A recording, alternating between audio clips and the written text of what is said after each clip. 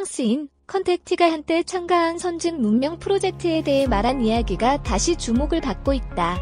은하를 관리하는 고도의 지구의 선진 문명은 우리 인간의 종을 우주에 뿌리려고 노력하고 있다는 것이다. 프랑스 농장에서 일어난 제3종 접근 조우. 우리 인류를 관리하는 슈퍼바이저는 존재하는가? 만약 존재한다면 그것은 세상에 일반적으로 숨겨져 있을 것이다. 하지만 진실이 공개되는 날은 곧 가까운 것일지도 모른다. 마이클 사라 박사는 프랑스인 컨택티인 로베르 엘시의 이야기에 귀를 기울여야 한다고 주장하고 있다.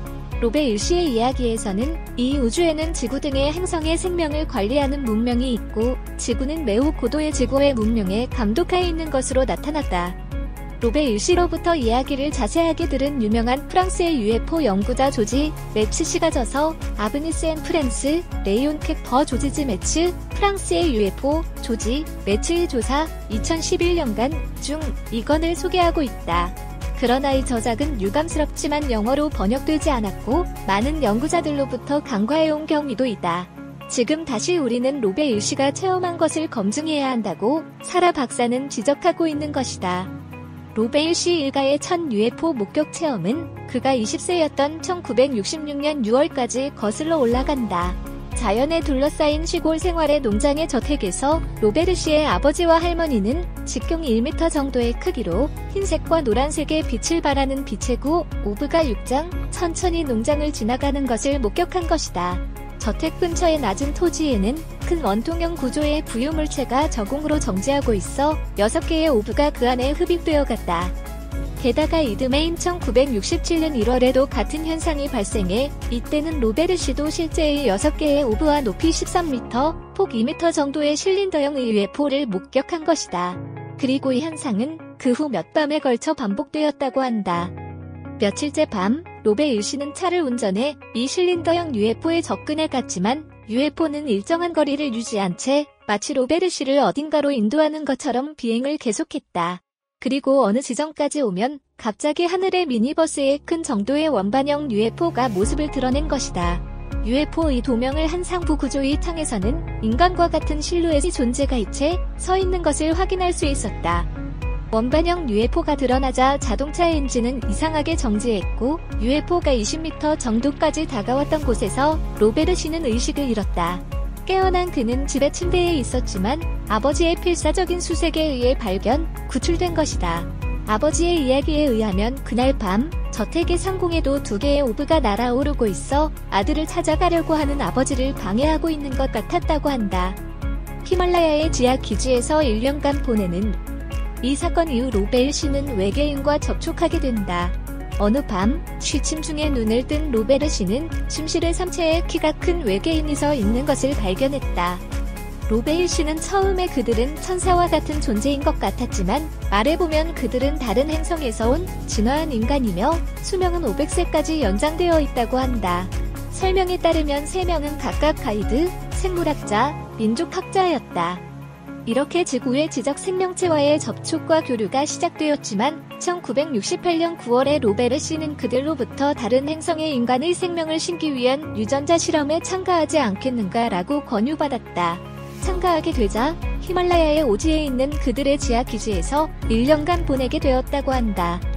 로베 일은 참가하기로 동의했고 1969년 1월 초순에 히말라야 지하 기지로 데려갔다. 로베 일 씨에 의하면 중국과 인도의 국경에 걸친 지역에 출입구가 되는 엘리베이터가 있다고 한다. 엘리베이터를 타고 1000m 정도 지중을 내린 곳에 그 지하기지는 있었다는 것이다. 기지 내부는 매우 미래적이며 놀랍게도 로베이 일가의 저택이나 주위의 모습은 입체적인 영상의 홀로그래픽 모니터로 항상 감시되고 있었다고 한다. 저택 근처에 나타난 오브는 사실 이들 홀로그래픽 모니터로 표시하는 영상을 수집하는 감시 디바이스인 것으로 나타났다고 한다.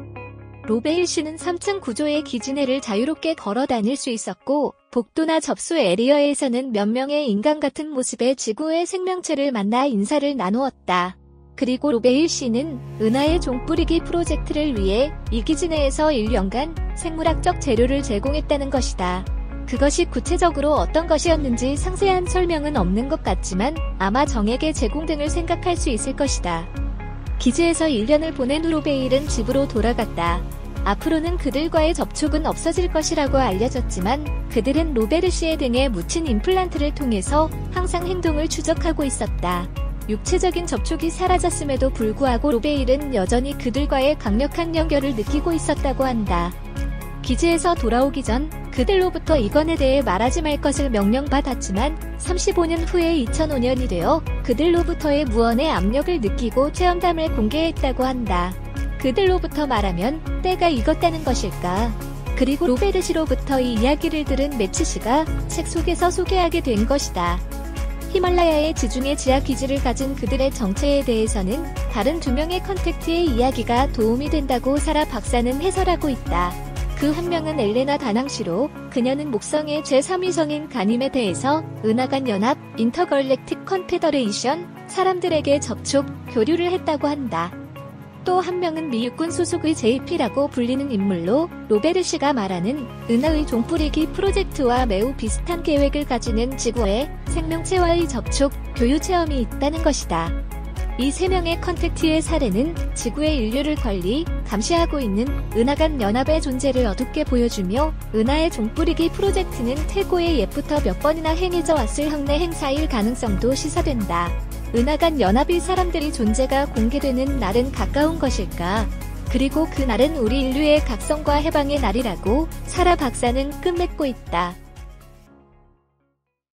시청해주셔서 고맙습니다. 좋아요를 눌러주세요. 반드시 채널을 등록하시고 알림을 켜주세요. 새로 영상이 등록되면 바로 아실 수 있습니다.